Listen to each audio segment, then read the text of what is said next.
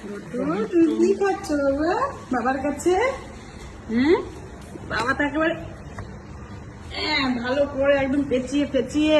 হ্যাঁ, নাহলে মাখা তো জামা কাপড় সব। হ্যাঁ, স্ট্রবেরি খাচ্ছ? বাবা খাইয়ে দিচ্ছে। হ্যাঁ, খাও খাও, চাকুম চাকুম চাকুম চাকুম চাকুম চাকুম করে খাও। এই যে লাল বানিয়ে দিয়েছে প্যান ফ্যান। হাতও লাল হয়ে গেছে, দেখো না। হ্যাঁ, এই যে একটুখানি খেয়েছে। এইটুখানি চুষে চুষে খেয়েছে, তো না, খাবে না, কিছুতেই ধরে বেঁধে খাওয়াচ্ছে। আবার হাসে। মানে কামড় দেয় না? কামড় দেয় মাঝে মাঝে। পারে না, দাঁত হয়নি একটাও এখনো।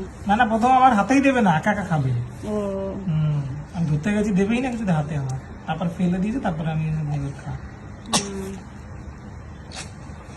সেই জন্য ওই মাখায়, ওই জন্য ন্যাকড়াটা ভালো করে পেঁচিয়ে দিয়েছে। জামা জামা নাহলে মাখিয়ে ভিজিয়ে দেবে। এটা ধরবি নে, খা, একা একা খা, খা।